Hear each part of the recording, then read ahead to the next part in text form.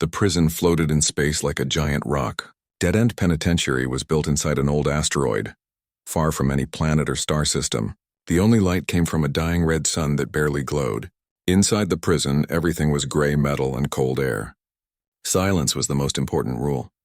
If you spoke without permission, the guards would punish you. If you caused trouble, you disappeared. Taman had been living in this hell for 2 years and 4 months. Every morning started the same way. Wake up in a tiny cell. Eat tasteless food. Work 12 hours in the recycling center. Go back to the cell, sleep, repeat. The aliens who ran this prison were called the Kel. They looked like giant lizards with thick scales and cold eyes. They believed humans were stupid and weak. Warden Velrith told Taman on his first day that humans were the lowest form of life in the galaxy. Taman had learned to keep his mouth shut. He worked quietly, followed orders, and never complained. The guards thought he was broken. They thought he had given up hope. That was exactly what Taman wanted them to think. Because while his body worked in the recycling center, his mind was always planning, always watching, always waiting for a chance to escape. Before the Kel arrested him, Taman worked as an engineer for Earth's military. He knew how machines worked. He could look at any system and find its weaknesses. That skill got him in trouble when he tried to steal military technology from the Dominion and sell it. He almost got away with it too. Almost. Now he pushed a heavy cart through the dark corridors of the recycling center. Next to him rolled a boxy robot with 4 metal arms. The robot's name was Brick07, but everyone just called him Brick. The guards thought Brick was a simple maintenance machine. They were wrong. Over the past 2 years, Taman had secretly rebuilt Brick piece by piece. He used broken parts from the recycling center and wrote new code in his mind during the long nights. Now Brick could think for himself. He could understand jokes. He could make plans. He was Taman's only real friend in this terrible place. Brick spoke through a private radio channel that only Taman could hear. His voice was flat and mechanical, but there was personality hiding underneath. The guards had no idea the robot could even talk. Taman, I found something unusual near the outer gate. Taman kept working, his face showing nothing. What did you find? Strange readings in space. The area gets weak every few months for about 2 days. Ships can move easier through that spot. Taman's heart started beating faster. A weak spot in space meant opportunity. It meant the prison sensors would not work as well. It meant ships could come and go more easily. He had been waiting for something like this for months. When does it happen again? In 34 hours. Taman sorted through a pile of broken metal, his hands moving automatically while his brain worked on the new information. 34 hours was not much time, but maybe it was enough. He had been preparing to escape since day 1. He knew every corridor in the prison. He knew when the guards changed shifts. He knew where they kept the weapons. But he always had one big problem. He needed a ship to escape. You could not just walk out of dead-end Penitentiary. The prison was in the middle of empty space. Even if you got outside, you would just float until your air ran out and you died. The prison had a few small shuttles, but they were locked up tight and always guarded. Taman had almost given up on stealing one. Then 3 days ago, he heard something interesting. He was fixing a broken door near the guard station when 2 Kel officers walked past him. They were talking about a big ship that was coming to the prison. The DSS Talon, a Dominion warship, would arrive in 2 days for a routine inspection. Not a shuttle. A warship. A destroyer with armor, missiles, energy weapons, and an engine that could jump to light speed. When Taman heard that, he almost laughed out loud. But he stayed quiet and kept fixing the door like he heard nothing. Now with Brick's news about the weak spot in space, everything was lining up perfectly. The timing was too good to be a coincidence. This was his chance. Maybe his only chance. Brick, how long would it take you to hack into the security system? 6 hours if I can reach the main computer. Less time if I only need to cover specific areas. I need you to create blind spots in the cameras, from our cell area to the docking gate. Brick was quiet for a moment. Taman, are you planning to steal that warship? Yes. The chances of success are very low, I know. We will probably die. Probably. But I would rather die trying to escape than rot in here for the rest of my life. Brick made a sound that might have been a laugh. I agree. When do we start? They spent the rest of the workday gathering supplies. Taman took magnetic clamps from an old storage locker. He found cutting tools hidden under broken machinery. He stole security chips from damaged door panels. Everything went into hidden pockets in his uniform or into Brick's storage compartments. The guards watched but did not really see anything. Taman had been the quiet prisoner for so long that they forgot he could be dangerous. When the work shift ended, Taman went back to his cell. It was a small metal box with a thin bed and a toilet. No windows. No decorations. Just gray walls and stale air. He lay on the bed and closed his eyes. In his mind, he started making detailed plans. First, he needed help. He could not steal a warship alone. He needed people who knew how to fight. People who had military training. People who were desperate enough to try something crazy. There was one person who might help. Her name was Hyejin. She lived in a different cell block. Taman had seen her in the exercise yard. The guard said she used to be a combat pilot before they captured her. They said she ran away during a battle, but Taman did not believe that story. He watched how she moved. Like a soldier. Like someone who was always ready to fight. Yes, Hyejin would be perfect. Then he needed to get Brick into the main computer room. That would be hard. The computer room was in the administrative section with lots of guards and locked doors. But there was a maintenance tunnel that ran close to it. If Brick could get into that tunnel, he might be able to connect to the system. Taman opened his eyes and stared at the dark ceiling. His hands were shaking a little. He felt scared and excited at the same time. In 36 hours, the warship would arrive. In 34 hours, the weak spot in space would begin. That gave him exactly 2 hours when everything would be perfect. 2 hours to steal a military warship.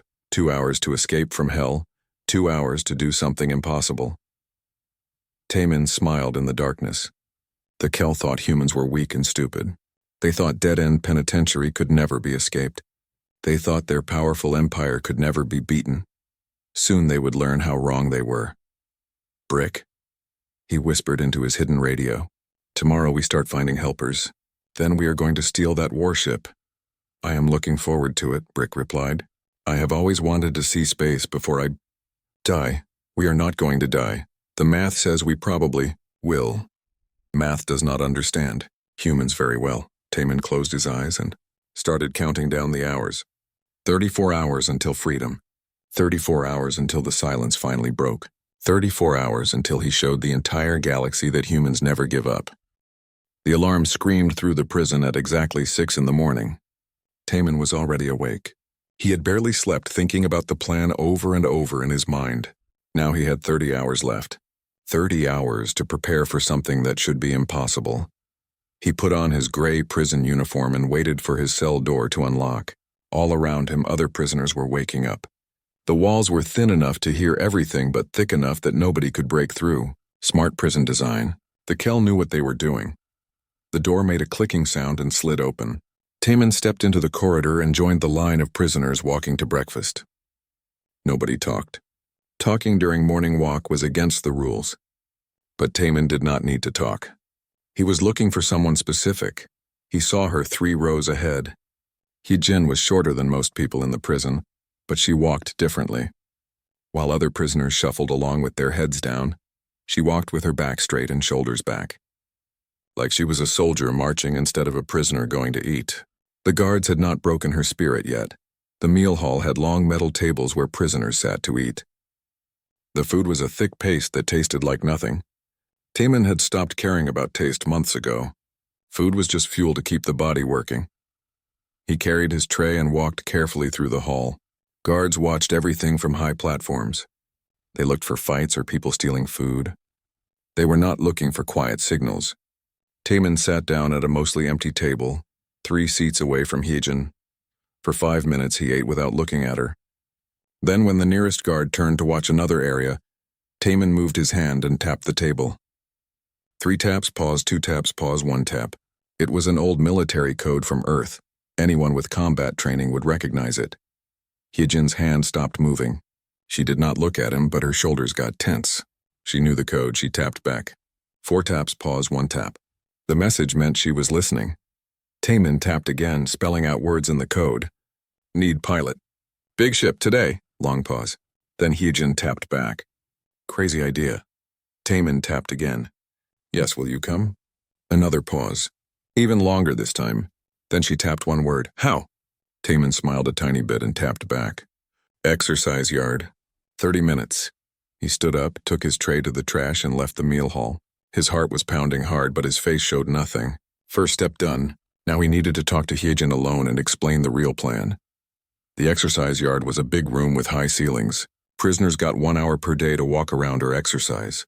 Guards watched from high platforms, but they did not listen to quiet conversations unless prisoners got too loud or too close together. Taman walked around the edge of the yard like he did every day. He kept the same speed. After 10 minutes, Hyejin came into the yard and started walking in the opposite direction. Each time they passed each other, they got a little bit closer. On the 5th time passing, they were close enough to talk quietly. "You have 10 seconds, Hyejin said without looking at him. "Explain your crazy idea. Dominion warship arrives in 30 hours. We steal it. We escape. That is impossible. Maybe. But staying here is worse." They passed each other and kept walking. On the next pass, Hyejin spoke again. "How many people do you need?" "Small team. Maybe 5 or 6. You fly the ship, I handle the technology. We need fighters too. What about weapons?" "We steal them when we attack." Another pass. This time Hyejin almost smiled. "You are either very smart or completely insane. Both. When do we start preparing?" "Tonight. My robot needs to hack the computer system. After that we have 1 day to get ready." They made 2 more passes without talking. Taman could see Hyejin thinking hard, calculating the risks, considering the options. Finally, on the 8th pass, she spoke. "I know 2 people who might help. They were soldiers before the Kel caught them. They live in cell block 9. Can they fight well? They were special operations before getting captured." "Good. Bring them to the maintenance area tonight. Guard shift changes at 10. The guards always get distracted then." Hyejin nodded slightly and walked away. Taman continued exercising for 20 more minutes, then went back to his cell. Everything was going according to plan so far. But the hardest part was still coming, getting Brick into the computer room. At 2 in the afternoon, Taman started his work shift in the recycling center. Brick was already there, sorting through broken equipment like always. To anyone watching, they looked like a prisoner and a robot doing normal work. Nobody suspected anything different. "What is the status?" Taman asked through their private radio channel. "I found the best route to the computer room," Brick said. "Maintenance Tunnel 7 goes right next to it. But there are 3 locked security doors between here and that tunnel. Can you open them?" "Yes, but each door takes about 30 minutes to hack." Taman picked up a piece of scrap metal and pretended to examine it. "We have 6 hours after the guard shift changes. That gives us time for the doors and the computer access. There is also Overseer Kretch to worry about."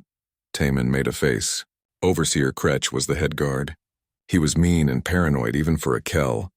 He walked around the prison at random times looking for any trouble. If he saw Brick in a maintenance tunnel at night, he would sound the alarm immediately. "We need something to distract him," Taman said. "Something that keeps Kretch busy in another part of the prison." "What kind of distraction?" Taman thought for a moment. Then he smiled. "A fight in the meal hall. During dinner, someone starts a big fight. All the guards run to stop it, including Kretch.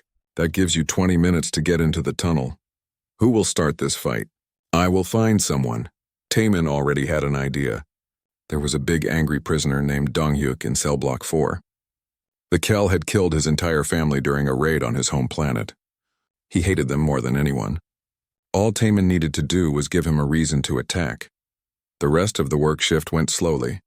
Taman gathered more supplies while Brick mapped the exact route to the computer room. By the time the shift ended, they had everything ready. Dinner time came. Taman sat near Donghyuk and waited for the right moment. When Overseer Kretch walked through the meal hall with his usual mean look, Taman leaned toward Donghyuk. "Did you hear what Kretch said about your family?" Taman whispered quietly. Donghyuk's hands squeezed his tray hard. "What did he say?" "He said they deserve to die. That all human families are worthless trash." It was a lie. Kretch had not said anything like that. But Donghyuk did not know it was a lie. His face turned red. His whole body started shaking with anger. "That piece of garbage," Donghyuk growled. "Just ignore him," Taman said, knowing that would make it worse. "He is not worth your time." Donghyuk stood up fast. His tray crashed to the floor. Every guard in the room turned to look at him. "Hey, Kretch," Donghyuk shouted. "Say that to my face, you lizard!" Overseer Kretch's scales moved with anger. Sit down, human scum. Come make me. Dongyuk charged at Kretch with his fist ready to punch. Other prisoners jumped back out of the way. Guards rushed forward shouting. Alarms started making loud noises everywhere. In all the chaos, Taman slipped out of the meal hall. Nobody noticed him leave. Everyone was watching the big fight. He ran to the recycling center where Brick was waiting. Go now. You have 20 minutes. Brick's wheels spun fast and he rolled toward Maintenance Tunnel 7. Taman followed behind, watching for guard patrols. The corridors were mostly empty. All the guards were busy with the fight. They reached the first security door. Brick extended two of his metal arms and connected to the control panel. His computer brain worked fast, trying thousands of security codes every second. After 12 minutes, the door clicked and opened. They moved to the second door. This one took 14 minutes to hack. Taman kept checking the time. They were running out of minutes. The third door took 16 minutes. By the time it opened, they could hear guards coming back to their normal positions. The fight must be over. Get in the tunnel, Taman said. I will stay here and look like I am fixing something. Brick rolled into the narrow maintenance tunnel and disappeared into the darkness. Taman stayed outside, pretending to repair a broken wall panel. If anyone asked, he was just doing maintenance work. Nothing unusual, his radio clicked. I am at the computer room, Brick said. Starting the hack now. Taman held his breath. This was the moment everything could go wrong. If the prison security computer detected Brick, alarms would sound everywhere. Guards would come running. The plan would fail before it really started. Minutes passed slowly. Taman's hands were sweating. Then Brick's voice came through the radio. Hack successful. I have full access now. Creating camera blind spots. Taman let out a long breath. They had done it. The computer system was theirs. How long before the system finds out what you did? 48 hours before the computer runs a full check. After that, my hack will be discovered. That is plenty of time. More than we need. At 10 o'clock that night, Taman met Hyojin and her two soldier friends in a dark corner of the maintenance area. The two men were named Minho and Kangdae. They both looked tough and dangerous. Perfect, Taman explained the plan. They would steal weapons from the guard armory, use Brick's camera blind spots to reach the docking gate, and attack the DSS Talon when it arrived. The DSS Talon arrived right on time. Taman watched it through a security camera that Brick had secretly connected to his hidden device. The warship was huge, 400 meters of dark metal and deadly weapons. It looked like a giant knife cutting through space, beautiful and terrifying at the same time. The ship moved slowly toward the prison's main docking gate. Taman could see its big guns, missile launchers, and shield generators. This ship was built to fight other warships in space battles, not to visit boring prisons. The Kel crew probably thought this was an easy assignment. They had no idea what was about to happen to them. Brick, give me a status report, Taman said through his radio. All camera blind spots are working. Guard shift changes are happening normally. The armory door code has been changed to 774 Alpha. The docking gate will unlock when I send the signal. Hyejin, are you ready? The pilot's voice came through the shared radio channel. Ready to go? Minho and Kangdae are wearing the stolen guard uniforms now. We look like real guards. Perfect. Remember, once we start this, we cannot stop. We fight until we win or we die. We understand, Taman took a deep breath. This was the moment. Over 2 years of planning, waiting, and suffering all came down to the next hour. He touched the plasma cutter tool hidden in his uniform.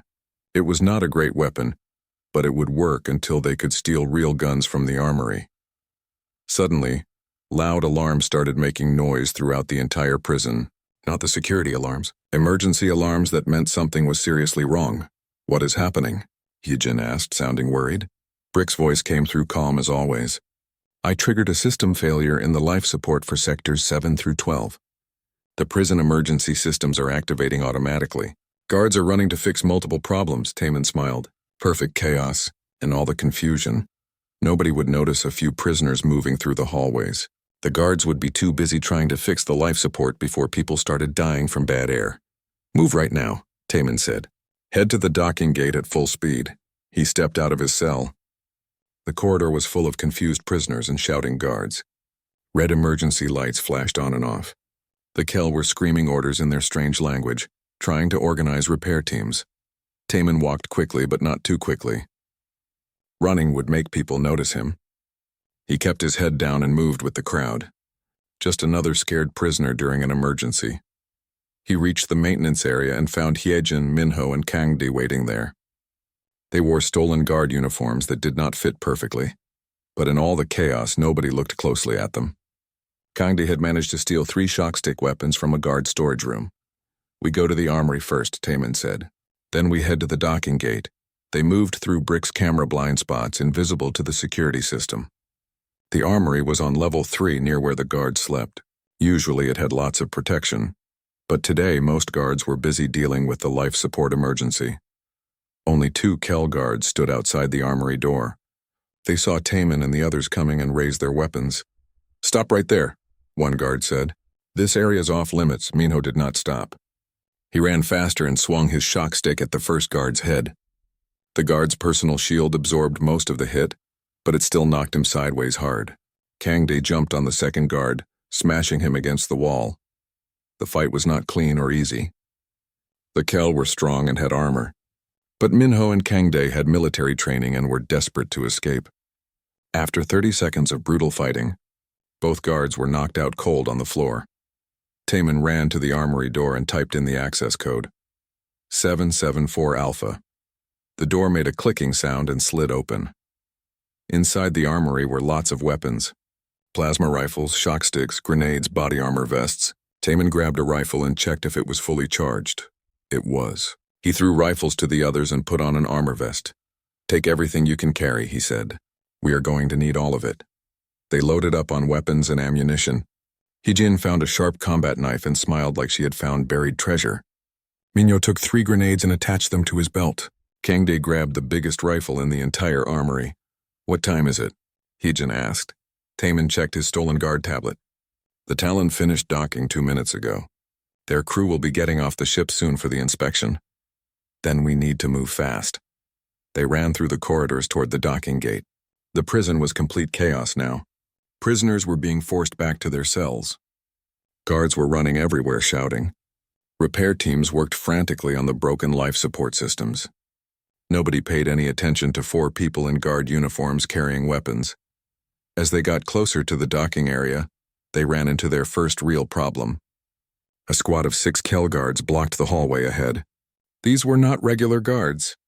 They wore heavy combat armor and carried military weapons. The lead guard pointed at Taemin. "Stop and identify yourselves immediately." "Attack now," Taemin said.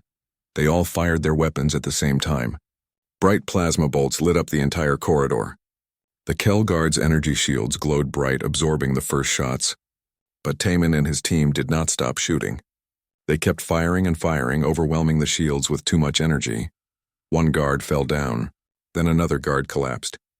The 4 remaining guards started shooting back. A plasma bolt hit the wall right next to Taemin's head, melting the metal. He dove behind a support beam and kept shooting. Hyejin moved like flowing water, rolling to the side and firing from a low position. Her shots were very precise and accurate. She hit one guard in the small gap between his armor pieces. He screamed in pain and fell down. Minho threw a grenade down the hallway. It bounced off a wall and landed right behind the guard position. The explosion was incredibly loud. When the smoke cleared, only one guard was still standing. Kangdi shot him twice in the chest and he went down. "Keep moving forward," Taemin commanded. They reached the docking area. The massive gate ahead led directly to the DSS Talon. Through the thick, reinforced windows, Taemin could see the warship's metal hull. So close now. But standing between them and the gate was an even bigger problem. A huge alien enforcer stood there blocking their way. The creature was enormous, almost 3 meters tall. Its name was Bonsu. It was not a Kel. It was something different. An insect-like alien with 4 arms and a shell-like armor. The prison used Bonsu to stop riots and handle serious problems. It was strong enough to tear a human completely in half. Bonsu stared at them with strange compound eyes. "You should not be here. We are leaving this prison," Taemin said firmly. "You can let us pass or you can die trying to stop us." The huge enforcer tilted its head to one side. "The Dominion will hunt you forever if you escape."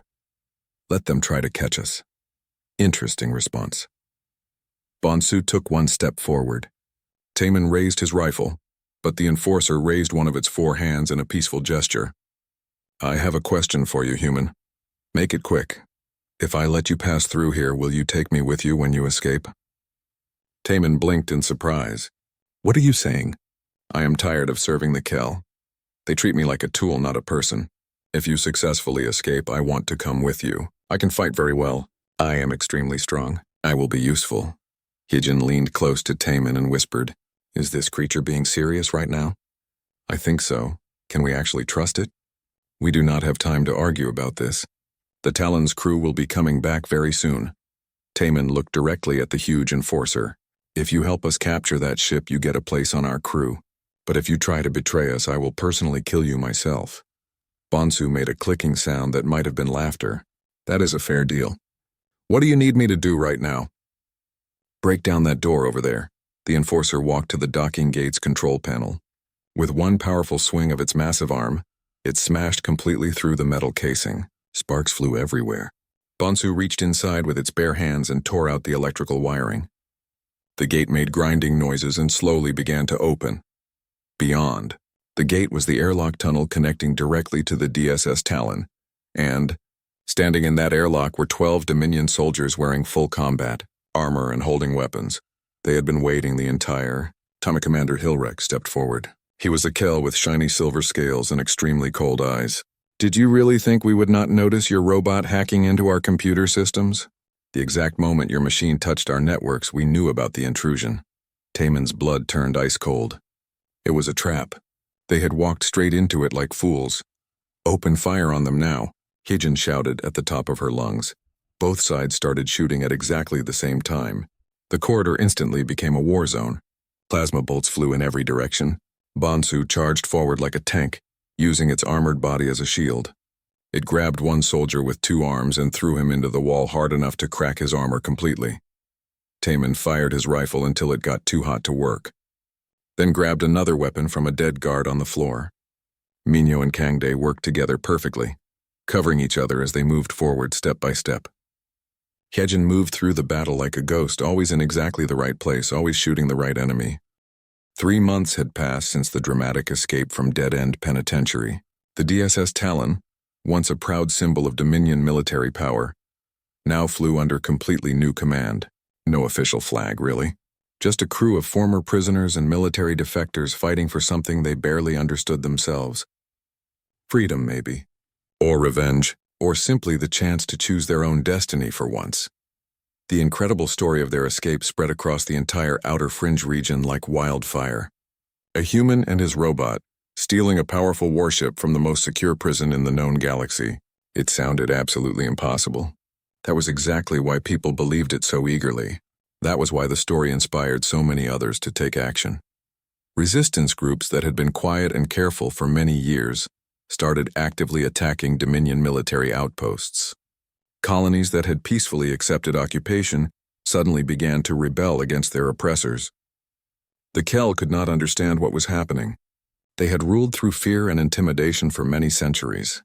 Now suddenly and unexpectedly, that fear was breaking apart. All because one stubborn human refused to stay silent. Taman stood on the bridge of the Talon, staring out at the stars through the massive main viewport. The ship had changed significantly since they first captured it. Myung-hee had upgraded all the weapon systems. Hyejin had modified the engines for much better speed and maneuverability. Brick had integrated himself so deeply into the ship's computer systems that it was hard to tell where the AI ended and the ship began. They had successfully raided 6 Dominion supply convoys, freed 4 labor camps full of prisoners, destroyed 2 patrol cruisers in combat. The Kel wanted them dead more than almost anything. Fleet Admiral Corvin, the Dominion's top military commander, had personally offered a bounty of 10 million credits for Taman's head. Taman felt honored by that. 10 million credits meant they were genuinely afraid. Captain, Myung-hee called out from her tactical station. We are receiving an incoming transmission on the secure emergency channel. From who? Someone calling themselves Ambassador Jiwon. They claim they represent the Free Colonies government. Taman tensed immediately. The Free Colonies were a loose alliance of independent human settlements scattered across space. They had been fighting the Dominion for several decades with very limited success. They had ships and brave soldiers, but they lacked the advanced technology to really threaten the massive Kel Empire. Should I answer the transmission? Myung-hee asked. Yes, answer it. But everyone be ready to run fast if this turns out to be a trap. The main screen flickered and changed. A human woman appeared on the display. She looked relatively young, maybe 30 years old, with short dark hair and sharp, intelligent eyes. She wore a formal diplomatic uniform with the Free Colony's insignia prominently displayed. My name is Ambassador Ji-won, she said professionally. I am fully authorized to speak on behalf of the Free Colony's Central Council. We have been watching your recent activities with extremely great interest, Captain Taemin. I am not really a captain, just a guy with a stolen ship. Ji-won smiled slightly. You are much more than just that. You have become a powerful symbol to oppressed people everywhere. People across the fringe are calling you the Ghost Captain, the man who stole the impossible. We want to meet with you in person. Why would you want that? Because we share a common enemy. The Kel Dominion has oppressed our people for far too long. Your captured technology, your clever tactics, your military successes all prove that the Dominion can actually be beaten. We want to formalize a military alliance with you.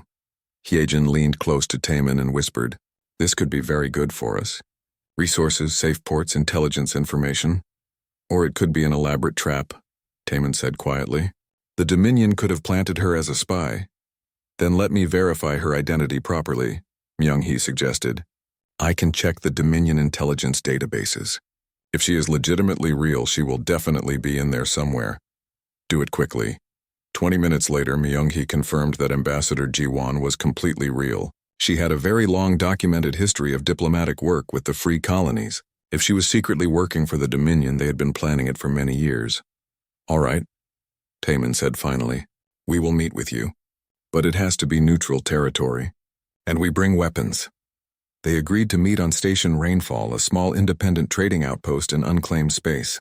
It was a rough, dangerous place where smugglers, mercenaries, and criminals mixed freely. Perfect location for a secret meeting.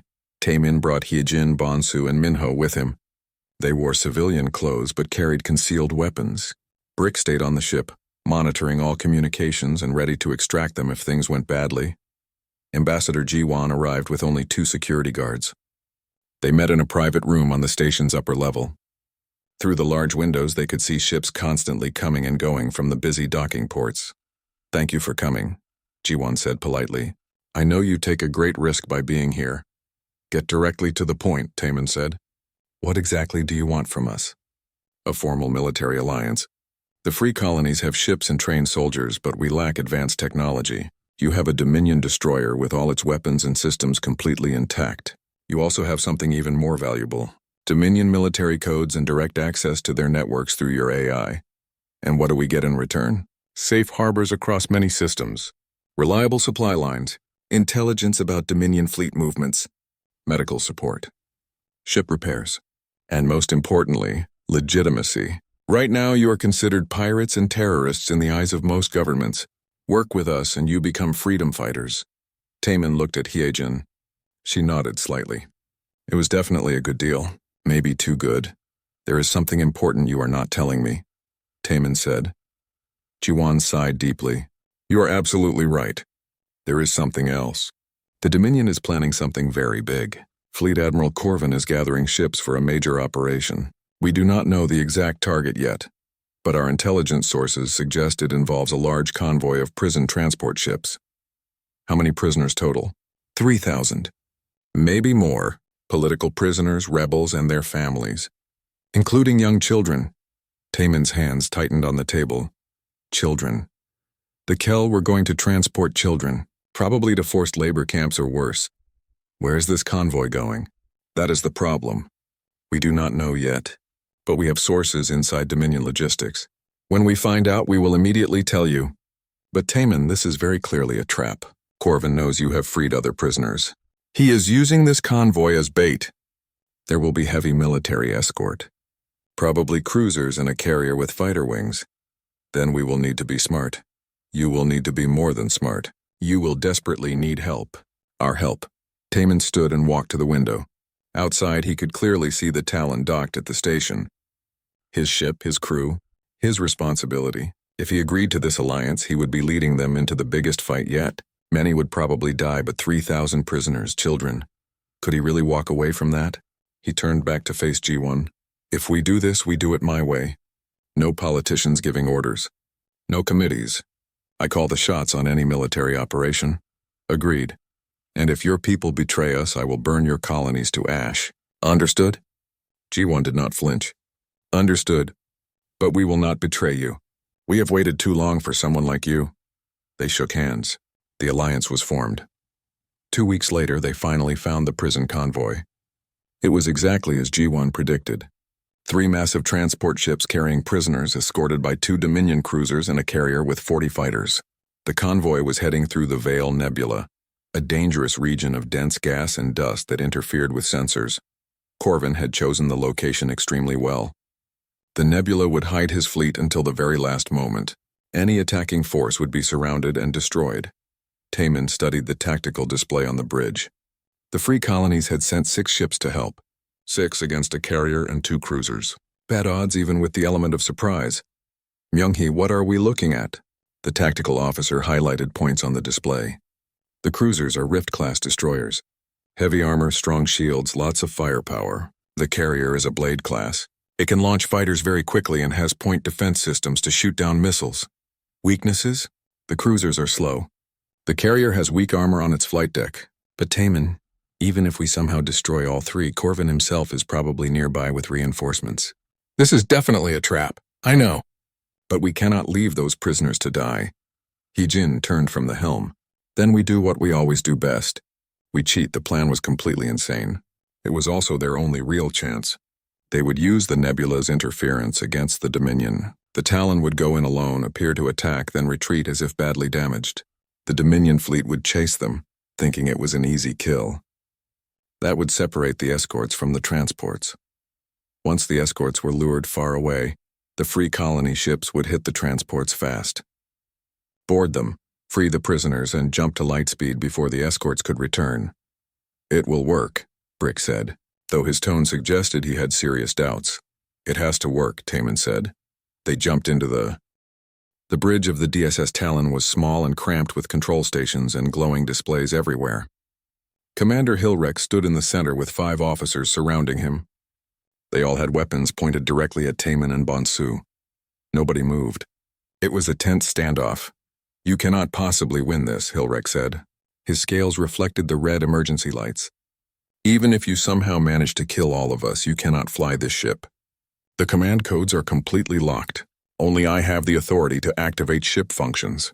Taman did not lower his weapon. Brick, how are those command codes coming along? There was a short pause. Then Brick's mechanical voice came through the bridge speakers for everyone to hear. All command codes have been successfully bypassed.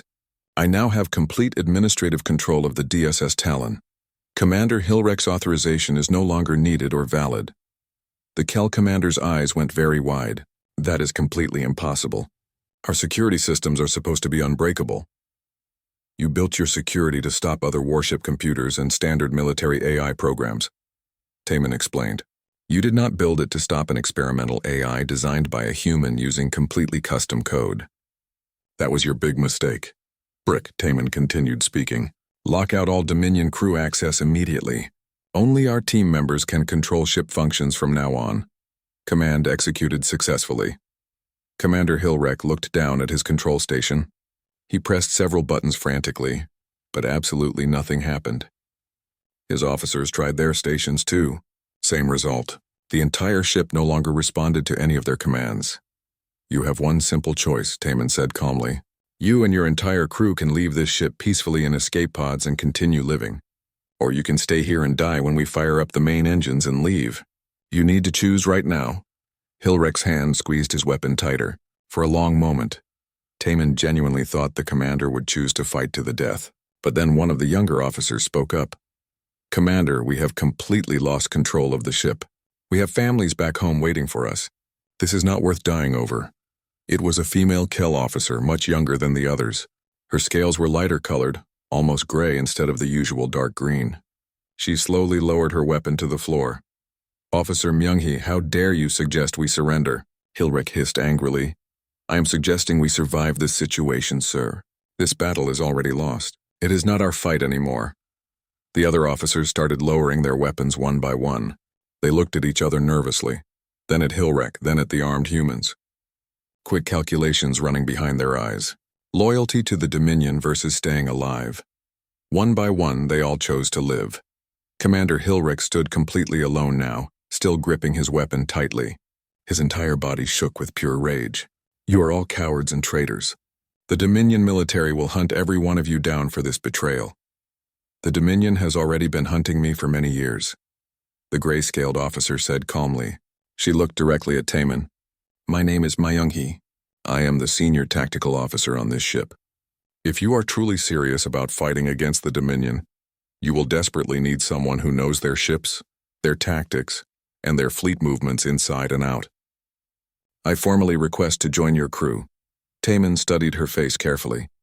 Why should I trust anything you say? Because I am completely exhausted. Exhausted from the Dominion's endless cruelty. Exhausted from their constant wars. Exhausted from serving an empire that treats every living being like disposable tools. She dropped her weapon completely. I have been actively looking for a way out for 3 long years. You just gave me that opportunity. You could easily be lying to me right now. Yes, I could be lying, but I am telling you the absolute truth. She gestured at all the control stations around them. Your robot is extremely good at what he does, but he does not know actual Dominion military battle tactics. He does not know fleet communication protocols. He does not know how to effectively fight against Dominion warships in real combat. I know all of those things. Heijin's urgent voice suddenly came through the radio communication channel. Taemin, the engineering section is completely secure now. We have full control of the main engines and all weapon systems, but we discovered something very important down here. What did you find? There is a high-value prisoner being held on this ship. Some kind of general named Voss. He was being transported somewhere. Taemin's blood turned ice cold. General Voss, he knew that terrible name. Everyone in the entire galaxy knew that name. Voss had personally led the brutal military assault on the Mars colonies 5 years ago. 3 million innocent people died in that attack. He was a wanted war criminal being transported to face a military tribunal. Where exactly is he being held right now? In the detention area on level 2. But Taemin, there is a serious problem. The cell door is standing wide open. He is not inside anymore. Before Taemin could respond to that news, a massive explosion suddenly rocked the entire ship violently. Loud alarms started blaring everywhere. Thick smoke began pouring into the bridge through the ventilation system. Give me a status report immediately. Taemin shouted over the noise. Brick's voice sounded strained and worried. General Voss has successfully armed the ship's self-destruct system. He must have escaped from his detention cell during all the fighting. I am attempting to disarm the system, but his authorization codes are extremely high-level military grade. How much time do we have? Exactly 6 minutes before total detonation. Myung-hee quickly stepped forward. I know where he would logically go right now. The escape pod bay on level 3. He will attempt to escape in a pod before the entire ship explodes into pieces. Can you possibly stop the self-destruct sequence? Only if I can physically access the main computer core with my hands.